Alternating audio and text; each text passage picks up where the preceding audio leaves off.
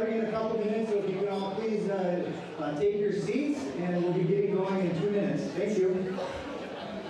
You want to remind them to vote if they want? Yep, I do that right away. Oh, And okay. it'll be on the screen. Oh, okay. Yep.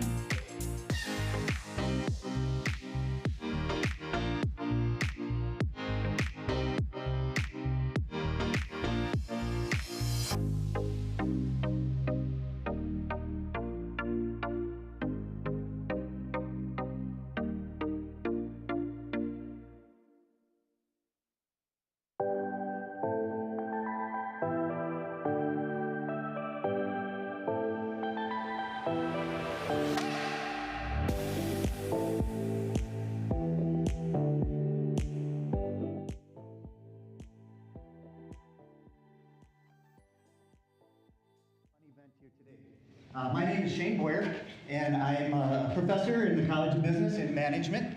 I'm also the director for the Innovation and Entrepreneurship Center and Agribusiness. But over the past year or so, because of the classes that I've been doing, the students have kind of gotten to the point where they call me the candy hustler, okay? This is a Maud Borup t-shirt, the candy hustlers, and that's what they are. So it's been a lot of fun working with them. And I just want to start out by why we are here. And why we're here is from a gentleman, an alum, Richard Schmitz. And Richard and Mary Schmitz, this is the Food Entrepreneurship Lecture. And Richard, better known as Dick, hails from Brewster, Minnesota. We were talking earlier today. I said something about Brewster, and they said, better don't blink going down Highway 60, you'll miss it. But along with Dick here today is his daughter Pam, son-in-law Dave, and niece Megan. And Megan's special to me because she was in couple of my classes, but she was also on the founding Egg Business Club, and she's doing great things at Taylor Corporation as a proud alum. So thank all of you for being here. So thank them.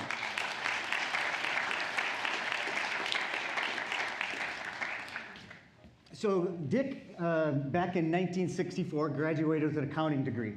And so he went on and worked in accounting for a little while, and then he started a business in that entrepreneurship, and also in food, as a food retail. So from 73 in Olivia, that's where his first one was, the Red Owl store, if some of you remember the Red Owls. So from there, he went on to buy some and start some grocery stores, retail stores in Duluth and in Hudson and in other places in Wisconsin. And then in 2004, 3-4, he ended up selling them. But all through that time, Dick has been very engaged with MSU. He's been on our foundation board. He is the foundation board president. He was also the Harold J. Fitterer Distinguished Alums of the Service Award. And so, Dick, we thank you for all that you've done and all the great things that you've provided our students for all those years through scholarships and the namesake of this food entrepreneurship lecture. So thanks. Can everyone help me give Dick? You want to wave there, Dick? Okay. All right. Okay. All right, so why are we here? Okay, that's a question. So why Maud Borup? Why food entrepreneurship? But it was a little over a year ago when our dean of the college, Brenda Flannery, and alum Christine Lantinen got together. And when two people with creativity and passion get together, look out. Okay, you know some good things are coming, right? And through that process, and then they brought me in, and we started. We said, Christine, would you like to be the lecture, the keynote for the lecture? Christine, would you like to be the lecture, the keynote for the lecture? And then it transformed into a class project, and then it was another class project. And so it's been great to be able to do that. And we'll talk a little bit more about that in a minute here, all those details. But with those two. And what we've done, the main thing is real-world experiences. And that's what we're trying to provide our students, is to get them into the businesses and to get them to have those real-world experiences so then they can go out when they get their job, they have a foot up, okay? And then they can hit the ground running. And so thank you to Christine and Brenda for helping get this going. And I promise you we're going to get into it right now. And we're going to hit it with, I can kind of say my partner in crime, Karen Edwards. Come on out, Karen. So, yeah. So welcome, everyone. I am Karen Edwards and work on a lot of special projects as well as PR, communications, and sustainability. So today, we're here to kind of end what's been going on for the last 8 months. We started working with the college back in September, and that initiative came about because Shane threw down the gauntlet and said, we want real world. We're not going to work out of a textbook, and we want people to gain transferable skills that they can use regardless of whatever industry they're in. So Christine and I, of course, took the challenge and started to put together a class and figure out what are we going to do for this class.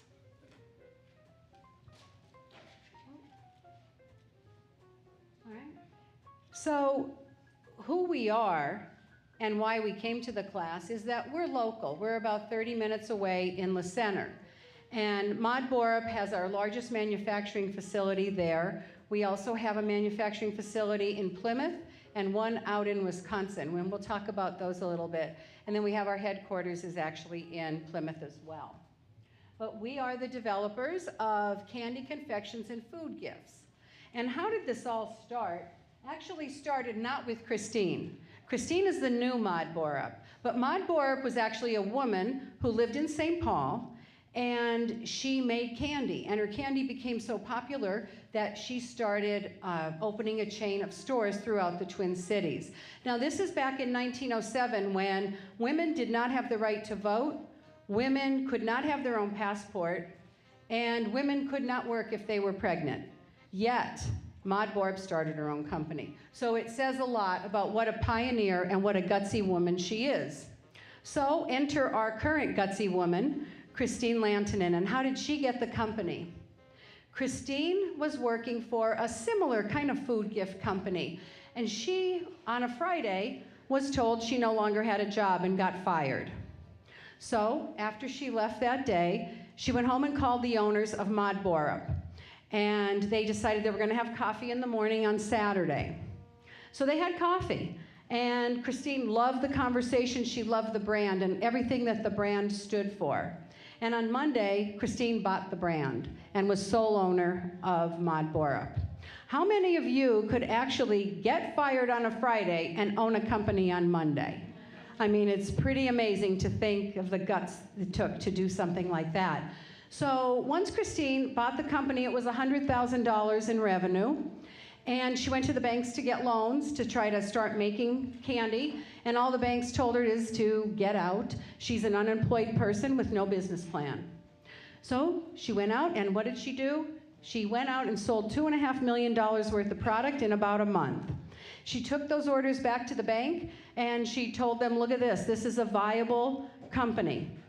And the bank said, that's very nice, but no, you can't have any money because you're unemployed and you don't have a business plan.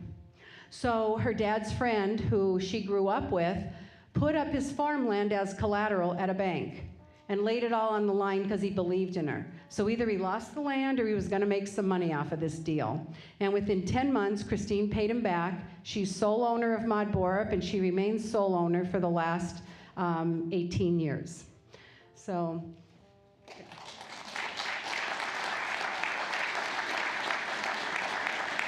Some of the gutsy moves, you all know she's an alumni, but she's also on the foundation board. But some of the gutsy moves happened last year.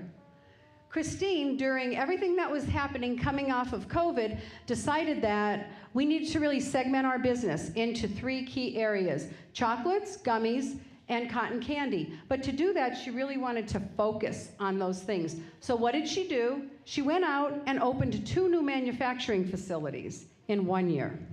Hired over 50 people, and we became B Corp certified the same year. No small feat. It took 26 months to do that. But this is not uncommon for Christine. She does what people think is either crazy or impossible, and she makes it happen. The company itself is known for innovation and high quality. The exact reasons she got fired from her job, right? The gentleman who fired her said he didn't want to put the money into quality food. He didn't want to put the money into innovation, right? It went against everything that she stood for. Sustainability with our B Corp certification. Some of you, does anybody here know what B Corp is?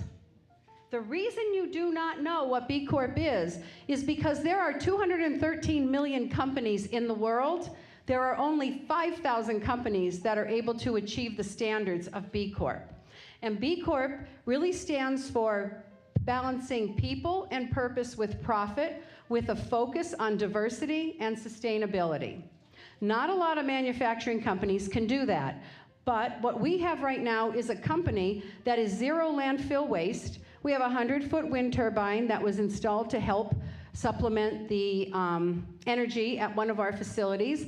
And nothing, like I said, goes to the landfill. In fact, some things that we were paying for to get hauled away, we now get paid for them to take it from us. So we figured out a way to actually make some money off of being more sustainable. Today, we are a $50 million company, growing from that 100,000 when Christine bought the company, 2.5 million the first year, 50 million today, and within 3 to 4 years, we're on track to be a $100 million company. This is our chocolate making facility in La Center. Everything you see over here is chocolate. The hamburger is chocolate, the chips that you see, all chocolate. The banana is also chocolate, golf balls chocolate. We do a lot of handwork, so if you see those chocolate-covered pretzels on top, each one of those eyeballs is hand-placed by a person in our production facility. So there's a lot of tender, loving care, a lot of attention to detail, a lot of meticulous work that goes into each one of these. In fact, those cocoa bombs down there, those cocoa bombs, we made almost 9 million of them last year by hand. So this year, Christine invested $7 million in a cocoa bomb production line that's being installed, and parts are still coming in right now, and that's going to happen in La Center. In Plymouth, cotton candy. One of the things that makes us really unique is we don't do the traditional thing, as you saw in all the candies out there. There's always an innovative spin.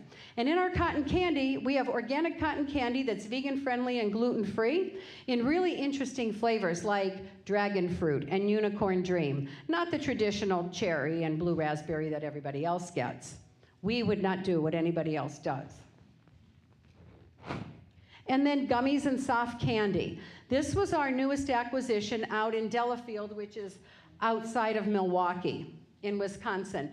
The thing that we're most known for is doing the very large gummies, the 1-pound gummies, the 12-ounce gummies. You've seen these controllers. These are 12-ounce gummy controllers. That's what we're most known for, and also seasonal gummies, not just your typical bears like everybody else does. We have been very successful and very blessed to be recognized by a lot of different organizations for our work. The company, as well as Christine personally. Christine was recognized as a Wonder Woman in business. We were noted as 100 top companies to work for, and we're also an environmental, we were featured in an environmental magazine as well. Certifications.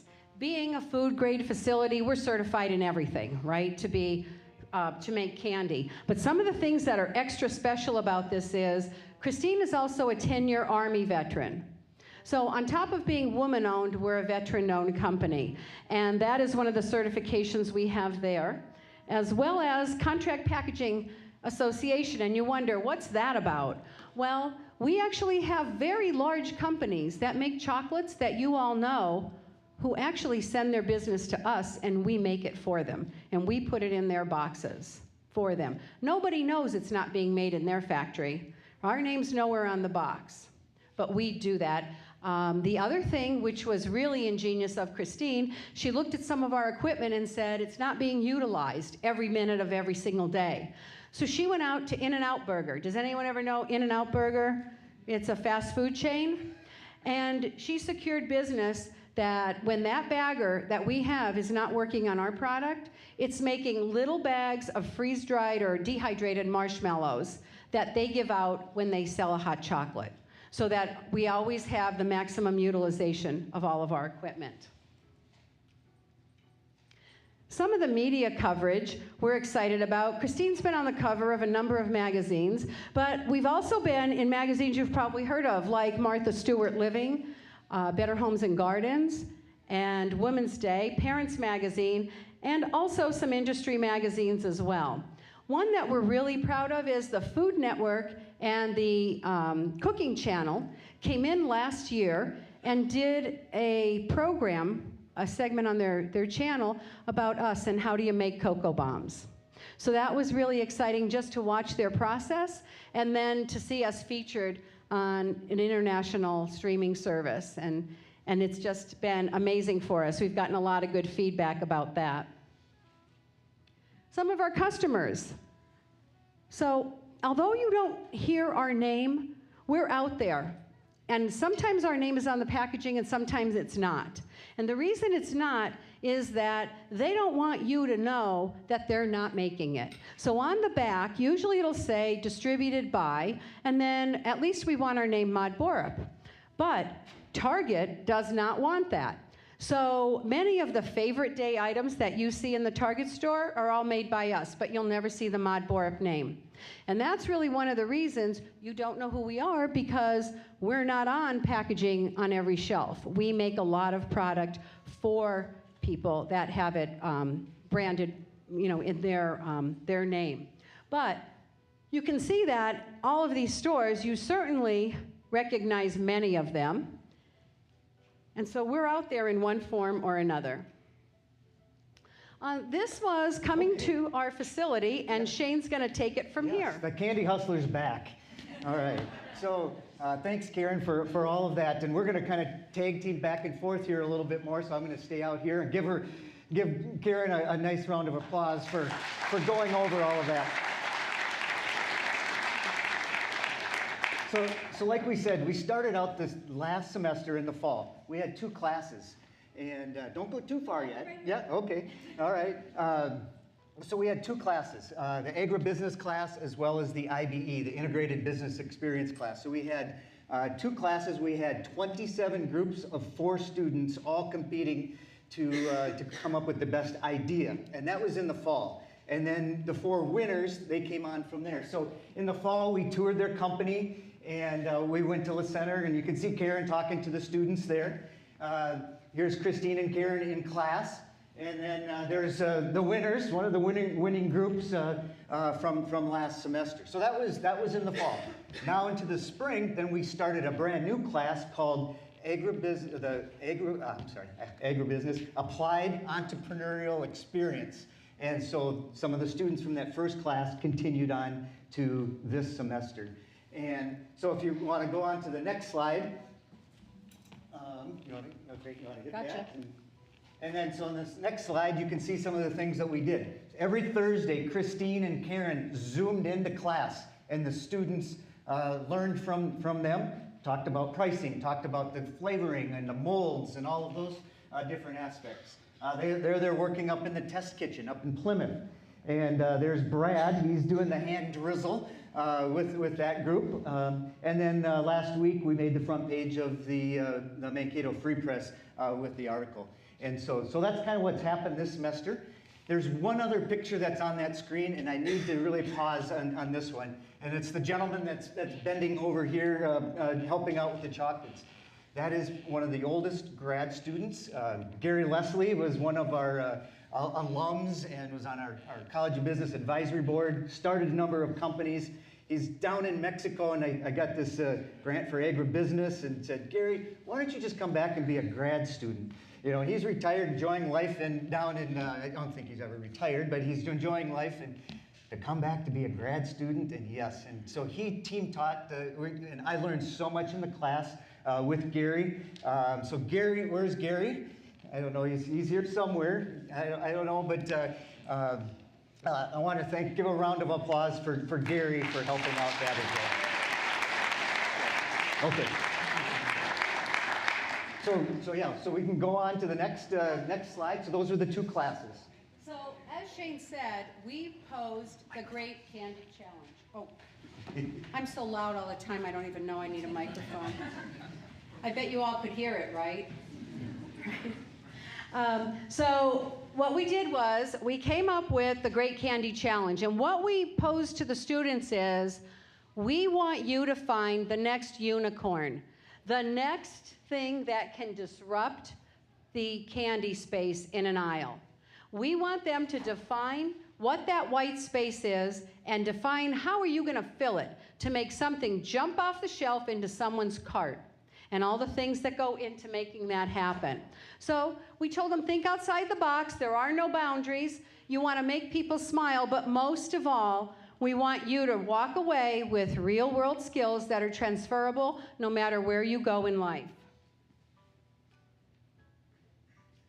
Some of the steps, and you can see these are students in the class, and they're trying to figure it out, but these are some of the steps, and the first one was the big idea, defining the product, the prototype, refining the prototype, and then testing it, and then going to market. So the big idea was creating that unicorn. And we had several groups compete, and then we gave them cash prizes. And you can see one of the groups there, that was one of the runner-up groups that came in with an awesome idea. But we wanted them to say, why is your product different? Why would someone buy it? How is it going to get off the shelf and into that cart? How do we make a kid that's walking down there convince his mom to buy this product. What are they going to pay for it, and will they buy it again? Because if they only buy it once, well, you're limiting your sales. You're really trying to get that repeat buy. So on defining the product, we can see Sam and Jenna. They're pretty intense. They're trying to figure out their packaging design. They're looking at what should it look like, how big should it be, and trying to figure out what they're going to do. So they're doing their online research. They're gathering inspiration images to help them think it through. They're taking pictures. They went to stores and bought samples, tasted things, and really had to tell us who's their target market. Because one of the things we told them is, you must be as broad as possible so that we can sell as many as we can and then want people to buy more. So they came up with their prototype. Has everyone stopped by the 3 tables outside? Because if you haven't, you need to, and you need to vote. Because they worked very hard, and each one of those concepts is amazing. So they defined their concept, and they created a prototype. They also created their own packaging. And they did all of that in our Plymouth headquarters office with the assistance of our marketing team and also with our chef, Jessica. They priced the product, and Jay, Jenna, and Sam agreed that this final prototype is what they wanted to showcase today. And they even went above and beyond because they put their jammies on for you, because it's breakfast in bed. They put some coffee and some salt and pepper shakers and a few things on that tray to make it actually look realistic. This is Brad. Brad is from the group that made the wine pairing tasting samples. So he decided when he was making his tasting samples, he wanted to layer flavor and drizzle another layer to be more interesting. So he made those samples all by himself. And if you can see in the background, Chris is picking up a few tips from Brad. So when he had to do his tasting sample, he's checking it out. Now we have the prototype, and everything isn't working quite right, okay? So now comes time like, what do we do? How do we fix this prototype? How do we modify it to make it real? And also, I thought we were gonna be able to put more of this licorice in there. Well, no, you can't, because then your price is too high, right? So they had to figure that out, some of the stuff on the fly, which Shane said he wanted real world. He got real world, because that's what happens to us all the time. So Chris makes the prototype just perfect, and he told me, he actually said, Karen, I'm a little bit anal about this. I want one more white chocolate cocoa bomb. It's not right unless I get one more. I said, how much does it cost? And he said, I have it all figured out. I said, okay. So we put another cocoa bomb on there. Now this is Brad. He had some challenges with his packaging, but how amazing he was that he actually had that flight board made. He had that custom made, engraved with Maud Borup name. He has the contents inside, and he figured it all out. Now, go to market is the last step, and for them, going to market is today. Going to market is selling it to all of you, what they were doing out there, explaining their flavors, explaining the strategy behind their product. So to honor them and help us get a winner, please vote for them. Your vote counts. Their votes count. Your vote counts, and you can see a couple of what happened. This is all at our test kitchen, what was happening throughout the day. And we know, for one thing's for sure, that tasting sample is perfect, because we couldn't get Chris to stop tasting it. Now, this is the important part for us, the learnings. And I'll be done in a minute. Okay. The communication with those days at our facility, these were comments from the students that they learned teamwork and communication. They never thought that's what would happen, but they did. The class got them one step ahead of anybody else who's out looking for a job. Only 8 weeks, we went from an idea to actually having a product in our hands that they made themselves. And I think the last one is really important. Learning in the classroom is good, but being part of making it actually happen is the learning I'll never forget. Leave it right there. Okay. All right. Well, thank you, Karen. Thank you very much. Just stay up here real quick. So they did while I was hiding behind the door over there, their votes were counted. So we're going to find out right now who out of all of the winners and what your votes are. But before we do that, I do need to introduce a few people in the audience. A special welcome and thank you for joining us, President Inch, President of the university.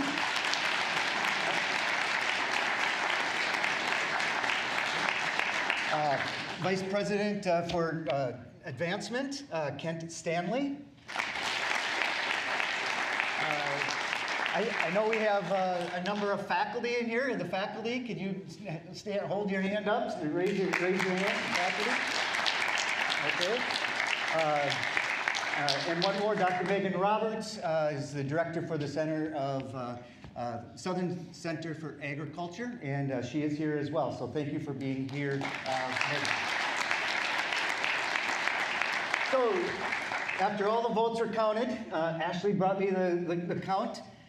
It was really a fun project and a lot happening, but it just happened to be, this was no coincidence, that if I hit the back button, our winner is right there on the screen.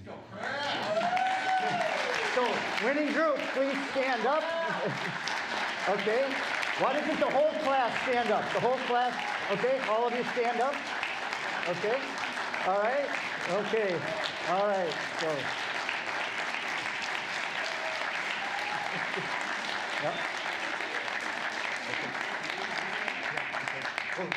Well, thank you, Karen, for all of that, and it's just been a pleasure working with you and the students I know as well. So thank you. Thank you. All right. So a couple other real quick introductions. Besides Karen, this morning we had a number of their executives here that met with the students. Again, I can't see out here, but Leroy Edwards, with the Director of Finance. We'll hold applause for all of them. Andrea Zimmer, she was in marketing. Keisha Swanson. Keisha's an alum. Glad to have an alum on their executive board. She's in operations. Rachel Madison with sourcing. Nathan Walker with sales. And Tammy the Terminator Truck. Tammy and the Terminator Truck. Yes. Okay. You give them all a round of applause. Thank you. Two other special guests today. Christine and Randy's kids. They also are executives within the company, right? Okay, Bishop, all right, and Mia. All right, I'm going off script here a little bit, but I need all of your help for a big thing here. It's Mia's 13th birthday today. I've heard these students sing. We're not going to sing, but on the count of the three, let's all just say happy birthday, Mia, okay? Ready? 1, 2, 3. Happy birthday, Mia. All right. And you get some balloons to take home with you right there. Those are the balloons for you. Okay, all right. So why we're here, the fireside chat. We're here for all of this, but the fireside chat. And that is going to be led by our dean, Dr. Brenda Flannery. Brenda came to the College of Business in 1996 and then had a couple different roles as assistant vice president for undergraduate studies, international education, and has been the dean of the College of Business since 2011. She's been with Dick through all this whole process, all these years, and so Brenda is going to be the moderator of the fireside chat. And then on the fireside chat, the other two, Christine, as well as her husband, Randy. So Christine was a 1998 grad. I know Karen talked a little bit about her as well, from the center, fifth generation farm daughter. And then Randy came into her life just right after the company, and they've been married for 15 years. Just right after that, Randy took leave from being part of the company when Bishop was born. And then Randy came back as full-time with the company as the VP there as well. But the thing about them is these two started the company in their home, and they had a small office, and they were right next to each other the whole time. They grew, all right? Then they go up to Plymouth, and at their headquarters up there, they're still sitting next to each other, right? And people ask them, okay, how can you work work together all day, come home, take care of the kids, all of that. But I just want to leave one last thing with a quote from Christine on why about that. This is what she said. There is nothing better in the whole world than having the opportunity to work, laugh, and share every day with your best friend. So Christine, Randy, and Brenda, please join us for the fireside chat. Thank all of you, and enjoy the fireside chat. Yep.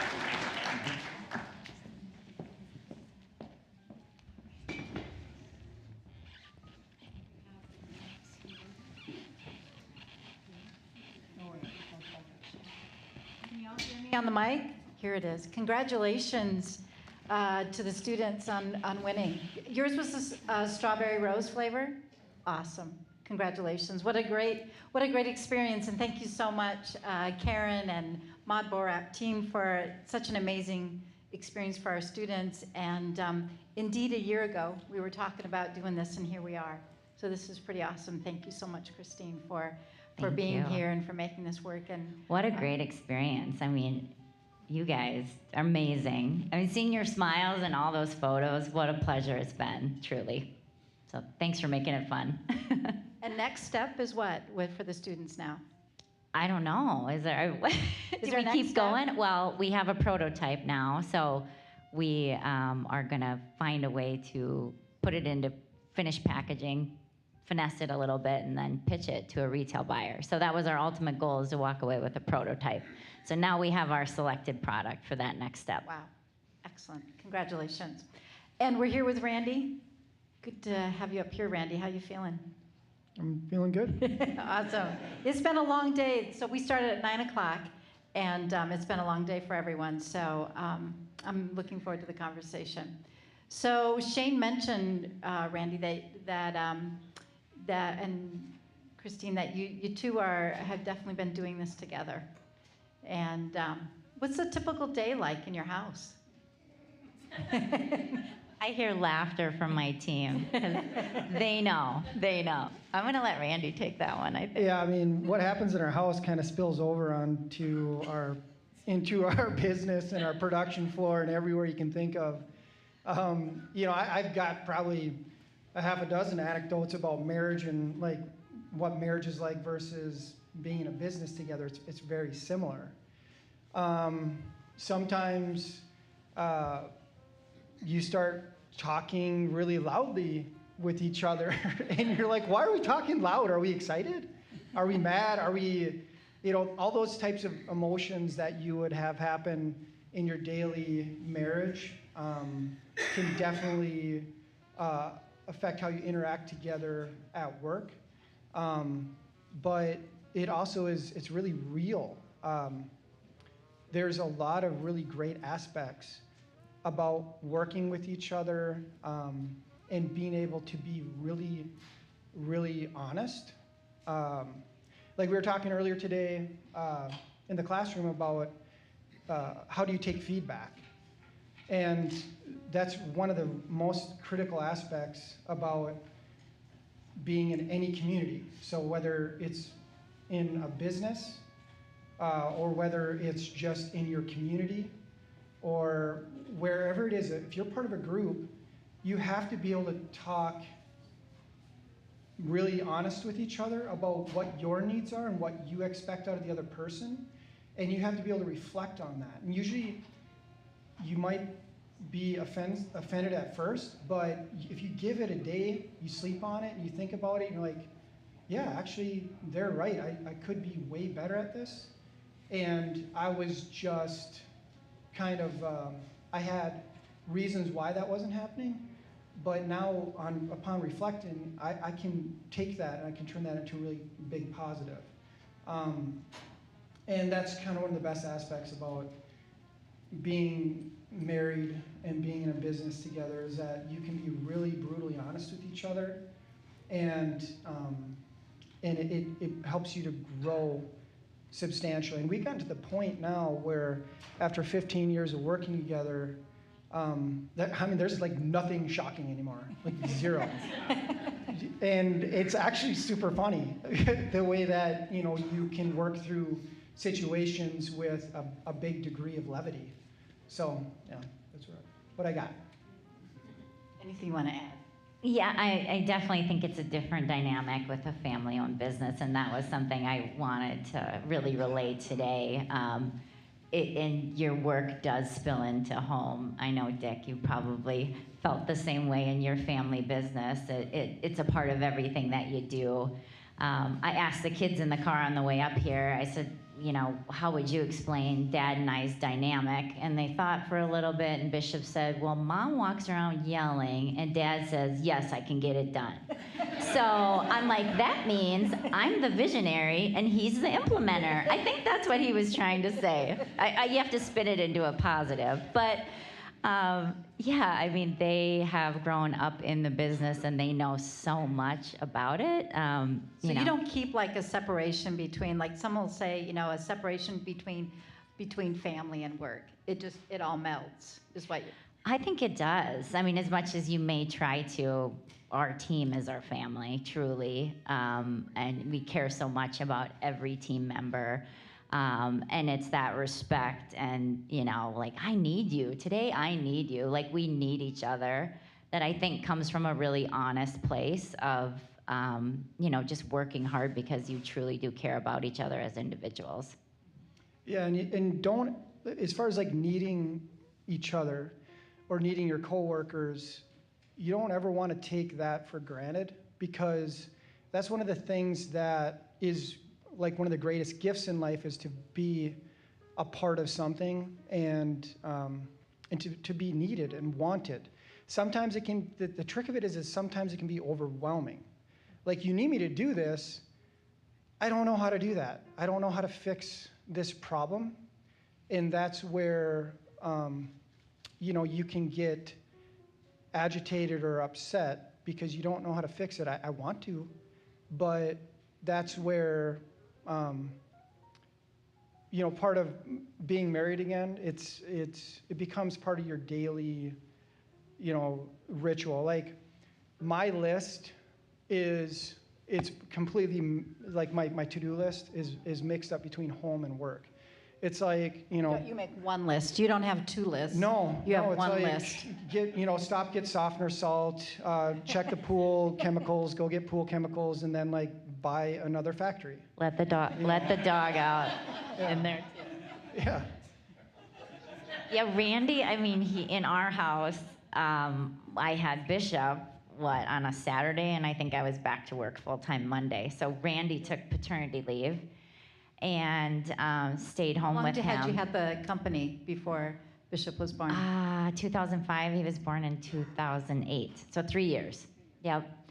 And, you know, Randy's like got the baby Bjorn strapped on, watching the South Park, the bad version of South Park. At about 3 to 6 months old, I'm like, okay, you need to switch this up, because our kid's gonna walk around talking like Cartman, and that's not gonna be a good thing. So, but, you know, he really is the one that makes sure they get their studies done. He meets with teachers. He takes them to school, you know. Mia calls every day at 5 o'clock because she doesn't want to walk home, you know, from school 4 blocks. And he goes and gets her. I'm the one that's like, walk home, you know. So it's like this beautiful, you know, opportunity where he can step away as I'm often in meetings to you know, fulfill that other side of our life that So did we you need know help with. that when you got married that it was going to be like this? Well, I mean, no.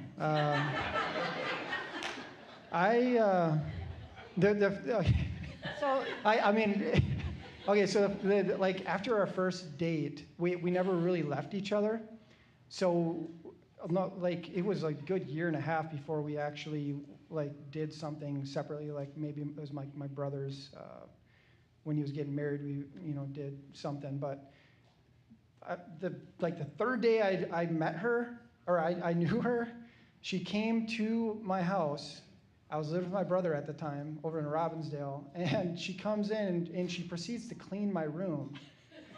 And completely, and it wasn't that, it was not that bad, but she just cleaned everything top to bottom and all this kind of stuff. And she ended up, she washed my pillows And she actually ruined my favorite pillow. And if you got a favorite pillow and they ruin it, and she didn't tell me. I was at work and I come home and I lay down. I'm like, what the heck's going on with my pillow? This doesn't feel right. And I was like, but after all of that, long story short, after all of that, it's kind of gave me a hint of what she was like, which, for better for worse, she's very, very particular. She's very organized, and that's what you need leading a company, or that's what you need as a partner. That's what I need. That's what I want. I want somebody who's just as diligent and capable as I am, and who has their roles and responsibilities, and takes things seriously when they need to get, when things need to be serious, or makes me laugh when I need to laugh, and all that kind of, all those types of different things. So. This is so fascinating, and honestly, I could continue to ask you a lot of questions in this realm, but we'll come back to that another time. But I think what it really does, I think, show, especially our students, is a lot of times you write your own rules as to how your relationship is going to work, right, when you're together. And so even though there may be particular expectations, I think the two of you designed it the way that really worked for you. So that's awesome. I'm going to ask you some questions about Maud Borup because, as Karen mentioned, 1907, Maud started this company, and here you come along, purchase the company, and then you it's a retail, it's a candy retail. We were talking about this morning. This is a retail shop, and you buy it without deciding to go that direction. You went from going to retail to business. How did you know that the brand what you really were buying was, what she was buying was that? She was buying the brand, not necessarily all the company. So why did you pursue that strategy? How did you know that that's what you needed? Love the history of the brand, and the owners were not planning to pursue that brand. They were pursuing a different brand. So I had that in the back of my head. So, which was sad to me to see 100 years of history, go to waste. And such a wonderful story about a woman pioneer starting it in 1907. Just a great story. While I was at my last job before I was let go, we had asked the owners of Maud Borup if we could present product and show it to Target. And they had a very limited marketing team. And I said, you know what, I have a marketing team here. Will you let us redesign the branding and come up with a product line and pitch it to Target? And we did that, and we got items in, and I was so excited about them. They were hand-touched chocolates and just unique confections, and that was not something we were really doing at that previous company. So when that door closed with that job, I'm like, I really got excited about the history and the ability to bring higher-end food gifts into this category, and that's really what we did. So what do you know about Maud? Because I did read an interview that someone did with you, and they asked if you could have dinner with someone. You said she was one of the people you'd love to have dinner with. So what do you know about her? I do. I feel like I don't know enough, but everything I've heard, I love.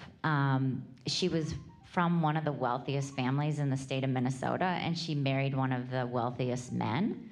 So it was a really high-end experience when she started her counter shop. It was at every wedding, it was a part of every celebration back in the early 1900s.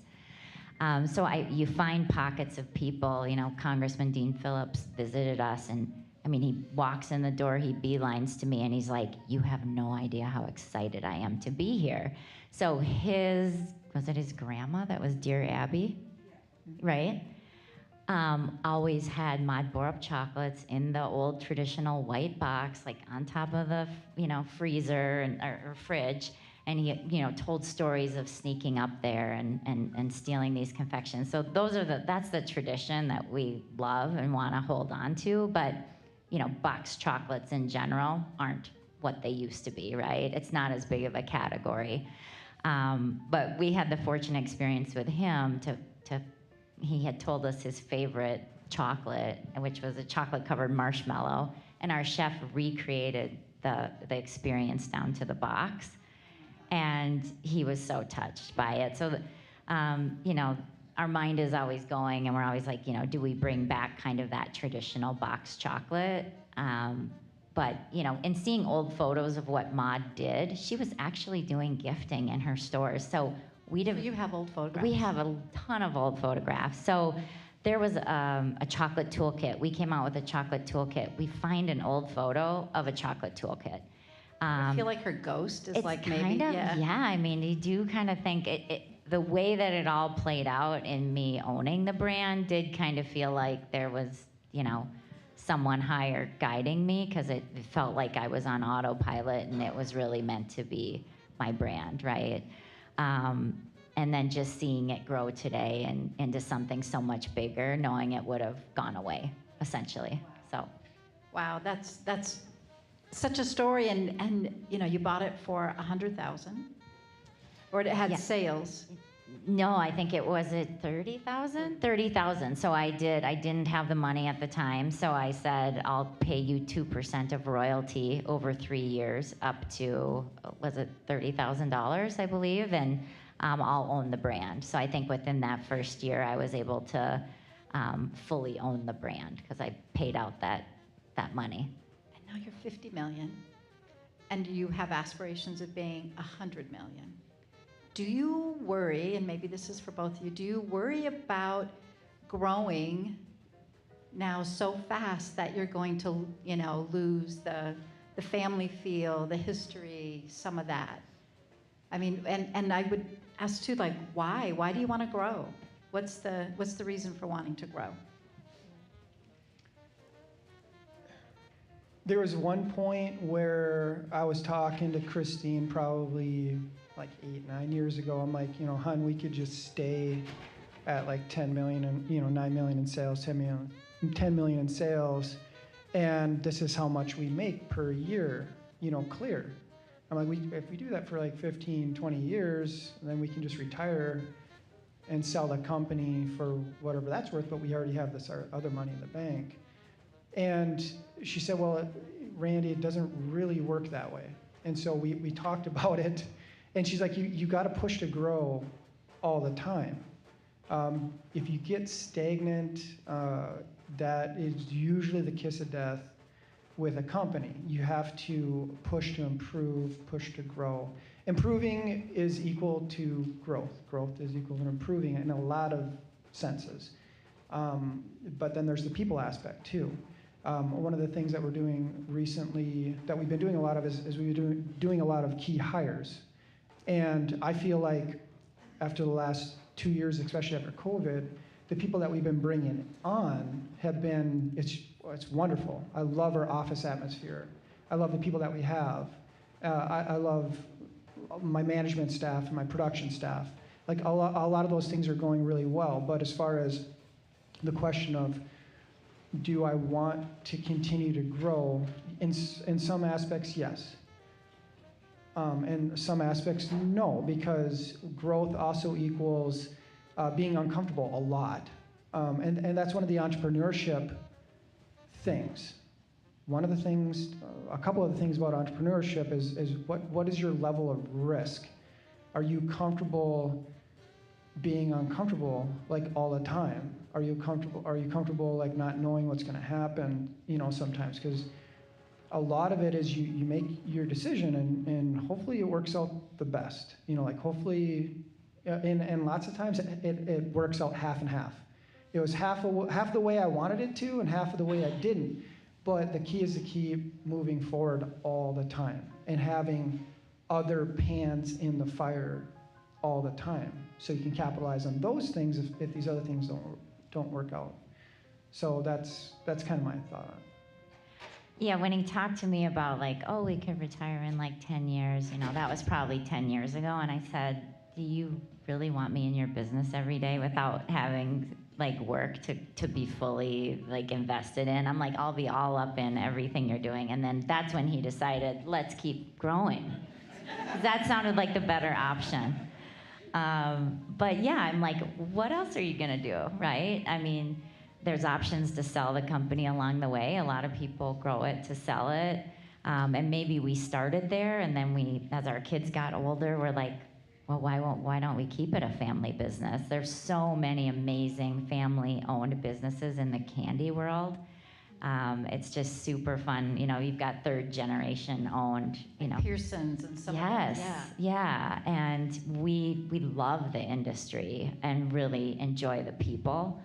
And I think seeing that made me say, well, why would we do that? Why wouldn't, you know, what kid doesn't want a candy company one day? Maybe my too, I don't know.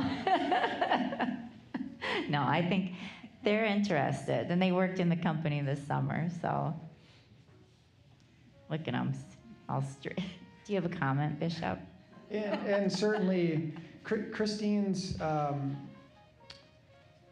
so when I met Christine, I think I've changed a lot and I've learned a lot. I've learned really everything I know about what I do from Christine. So as far as risk, I'm okay now with more risk because of her. She's shown me that you can come out on the other side.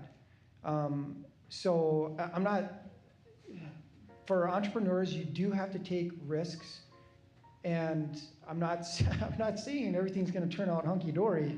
It's just that you got to put it all in perspective, and keep a really good positive attitude, and again, have a lot of pans in the fire, and usually things will work out. And it really helps if you've got a good partner in crime of some sort that you can always be bouncing ideas off of, and those types of things. So, but yeah. Yeah, I don't think it's a space for someone that likes to feel comfortable all the time, because you know, you and Dick and I were talking about this, like financially as you grow, you're, you know, reinvesting everything, you know, and we're talking about how that is with farming.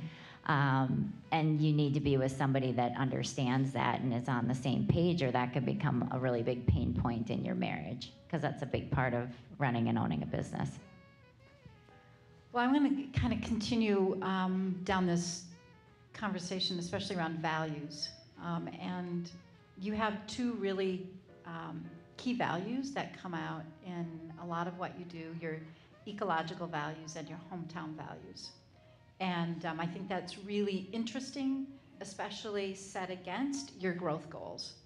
And so you haven't shied away from really like making it well known that sustainability is a value that you both hold at a very high level. So what do you attribute to the development of that value? When did you begin to really say sustainability is a really key value of how we are going to conduct our business?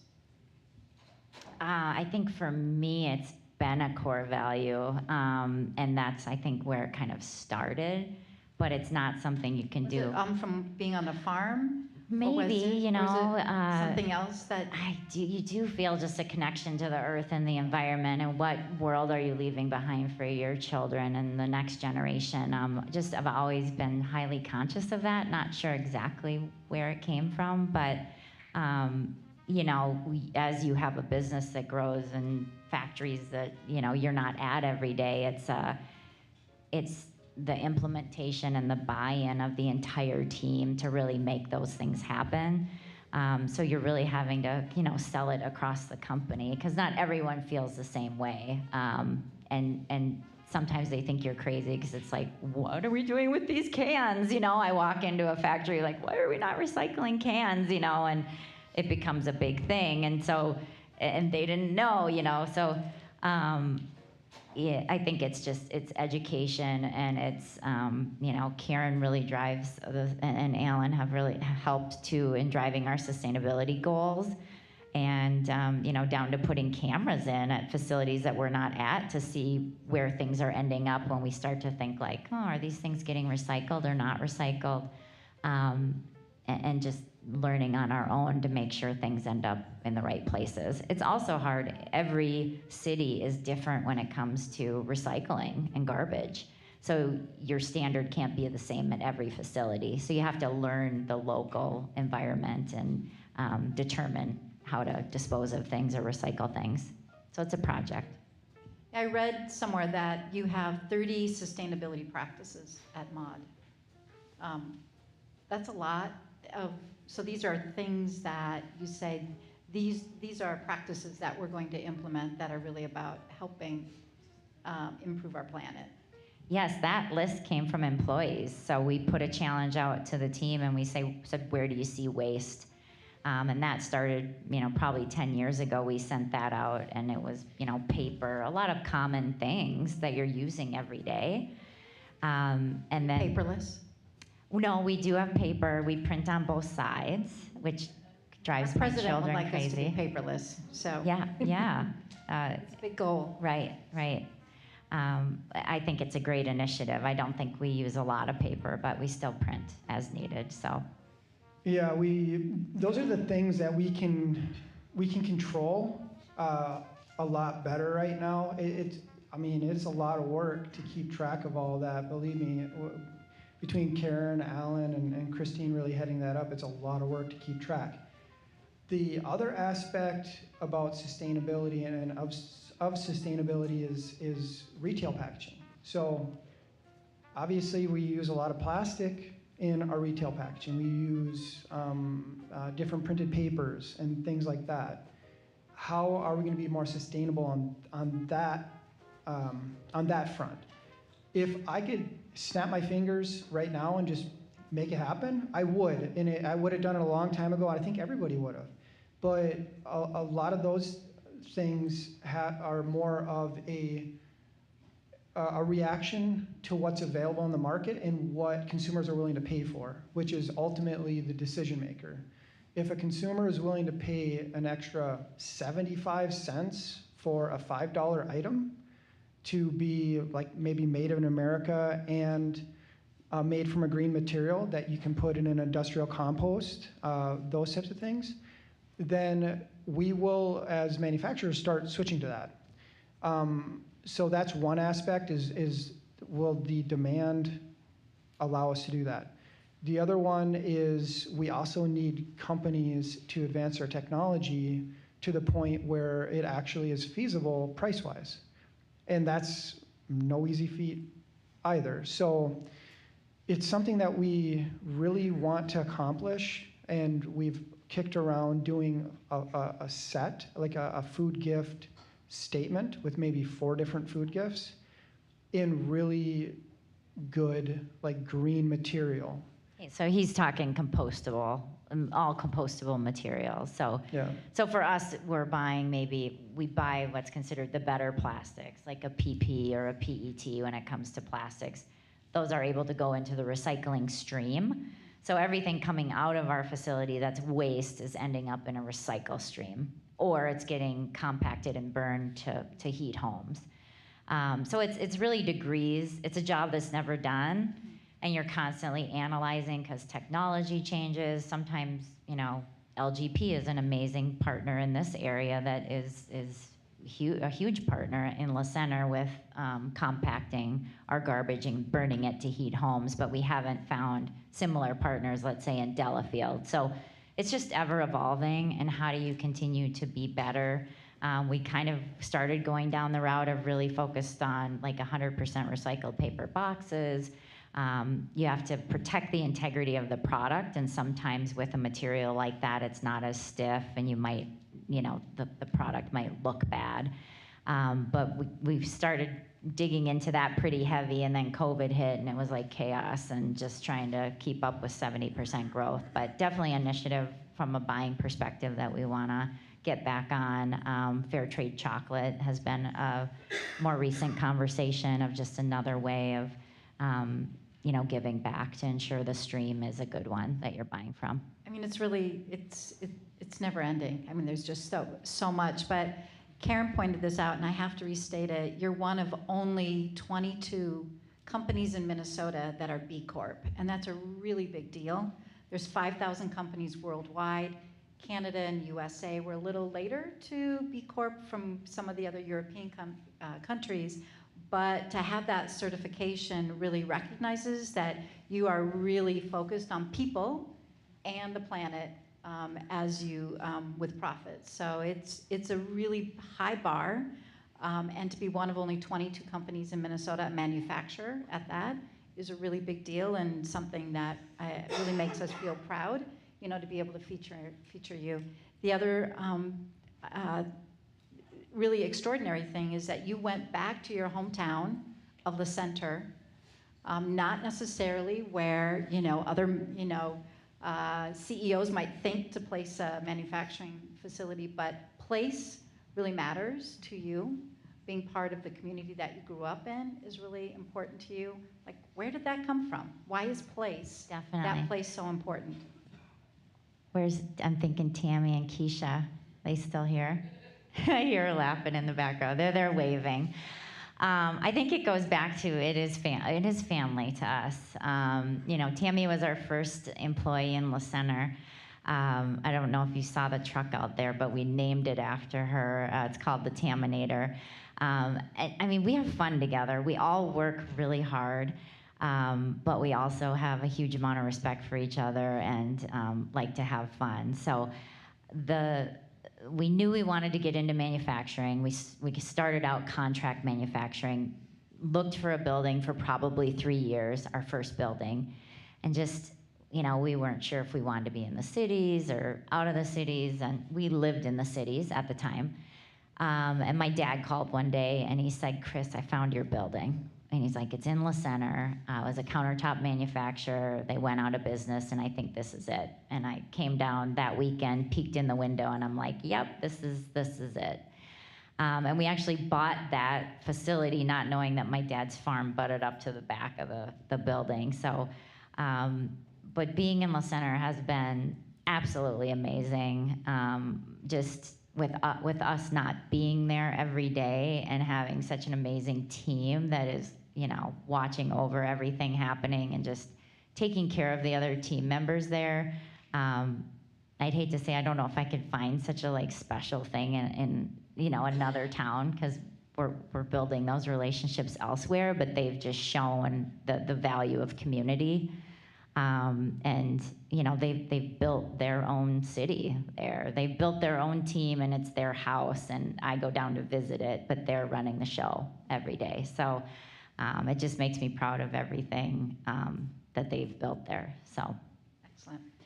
Well, we're going to open it up to audience questions here in just a few minutes, and we're just going to, I always like to wrap up interviews with just a like very quick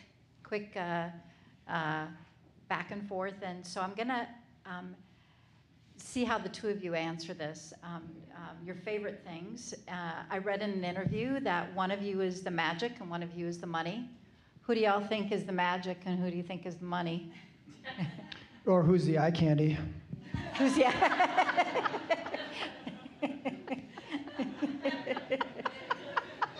Just saying. So are you saying you're the money?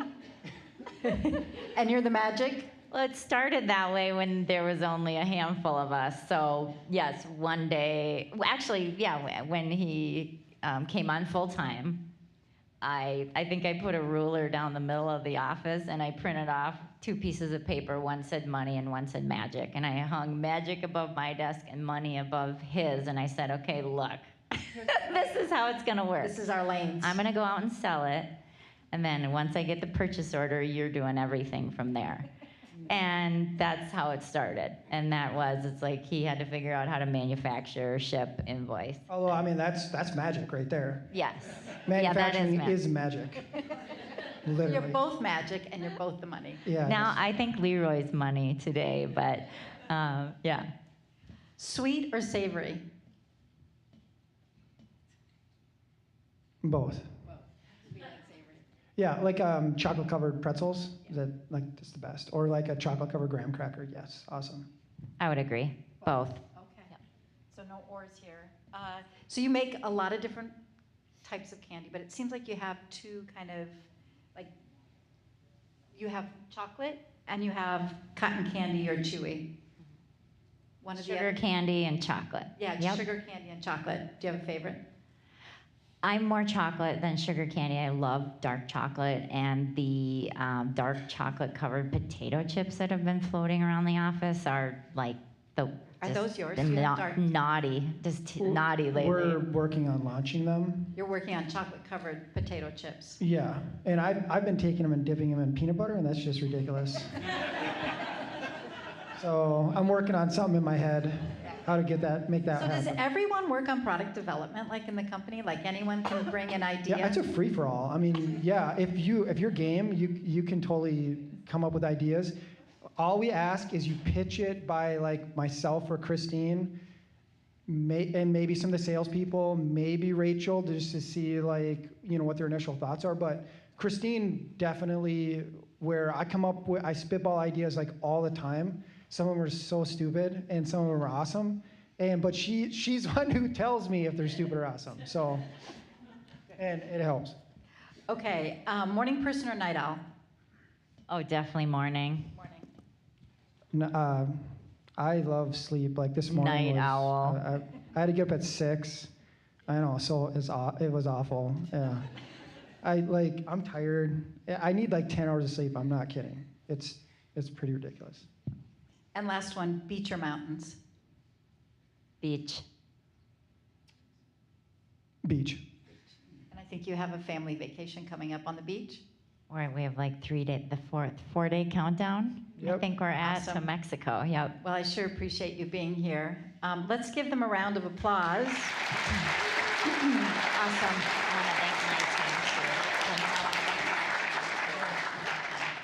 So we are going to take some questions, but would you like to do something? Well, before yeah, that? I just wanted to, before we signed off, say thank you to all of the Maud Borup team that contributed in making all of this happen.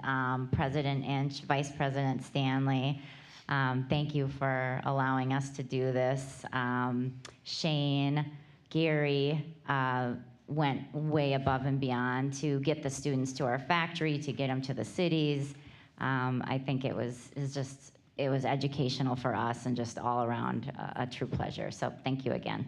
And I can't thank you enough. And also to Team Maud Borup, you guys have been amazing for all that you've done with the students.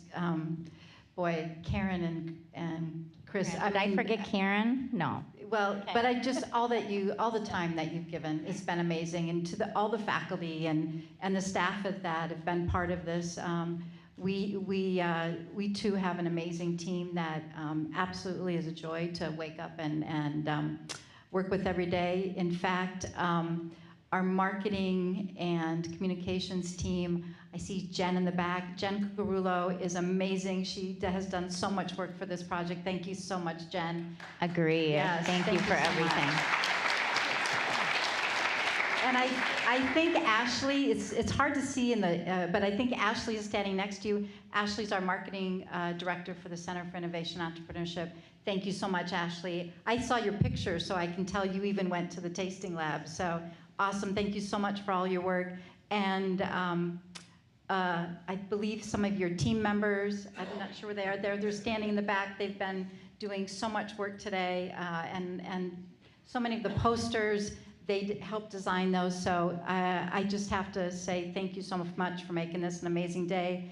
And I think you have microphones right now, right? Where you're going. I know we have about 10 minutes to take questions from the audience. Oh, there you are. Your guys' microphones, if that's okay. You guys can keep one to answer the questions, but I'm going to snag these for the audience. So questions. I don't need a mic. Have you thought about going into CDB gummies? Get that question almost every day. Yeah, when the question was, have we ever thought about getting into CBD gummies? And to tack onto that, like THC, which is rapidly, probably going to be, nationally legalized here at some point here. But when people have heard that we bought a facility that we're going to turn into a gummy facility, it's just, you get a lot of interest from confectioners all the way through to the THC. And there's a lot of business to be had out there in regards to gummies, just because recently, over the last 10 years, vitamin gummies have really taken over a lot of our confectioners because the margins are higher.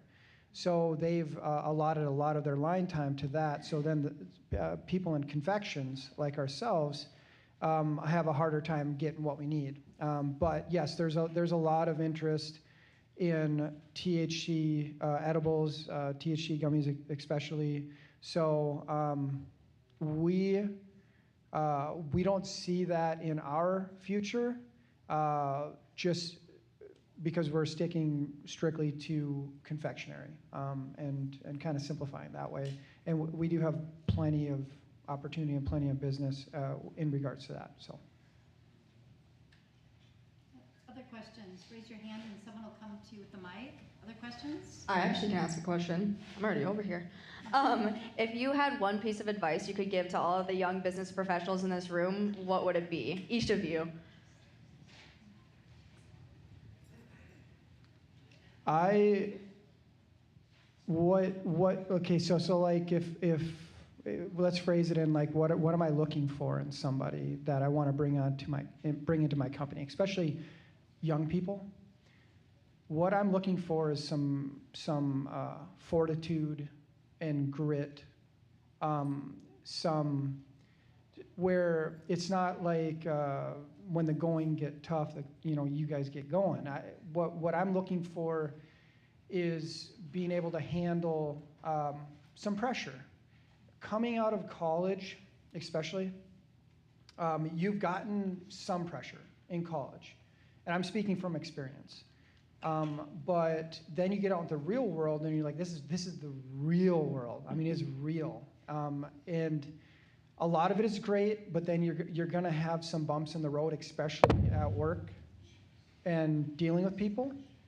And it's just, you wanna have a really open line of communication with your managers and let them know what you're going through, and let them guide you through challenges versus throwing in the towel right away. Just because this is something I've seen a lot with some of the younger people that we brought in over the last 2 or 3 years. That is the biggest thing that I want to see, and what I would like to see. I would say you got to work hard to get what you want out of life. If there's an opportunity to take a job that's in a career field that you want to be in, it's people you want to be around, but maybe you don't necessarily like the hours, get over it. You gotta work hard. You gotta go out and chase it. And every job you have is a stepping stone to where you want to be. So set high aspirations for yourself and surround yourself with people that you want to be like. And before you know it, they're your friends and they're who you're hanging out with, and you've become a part of that. But it's not easy. So I just say work hard and have determination and push yourself. Like, everybody wants to take the easy street, right? It's easier to say I'm going to sleep in, but get up and, like Randy said, push yourself outside of your comfort zone every day, and you'll obtain the goals that you want. Excellent. I think we have another question. I don't want to answer, but I Okay. just have another. You got the mic? Awesome. All right, I think, is this fair? All right, thank you guys. The mic went out. All right, thank you guys for the candy, firstly. Is Jason. I think my question is for probably young entrepreneurs or people who aspire to one day probably get there. And yeah, question is, how do we as young entrepreneurs inspire or kind of start making effective change to like the communities that we in, the industries that we want to go participate in, and like, yeah, actually start taking things into our own hands, especially when we're young, when we don't have the networks, we don't have the funds, but how do we start inspiring change right now? Wow, that was a big question. That was amazing. You can start small. Every penny you're maybe giving back to an organization can turn into something more fairly quickly. Getting involved with your community, finding out where there's need. So much of change starts out grassroots. And so don't feel defeated by that. You know, start small and see what it can build into and what you can keep doing and growing into something bigger. Yeah, that's about what I was thinking too. So it's like it's a micro level. When you're starting in your community, it's also a really good testing ground. So you would be able to, first you need to figure out what the needs are, and or maybe what your interests are. So being able to coalesce those two things, and then you know, as far as funding goes, it's bootstrap.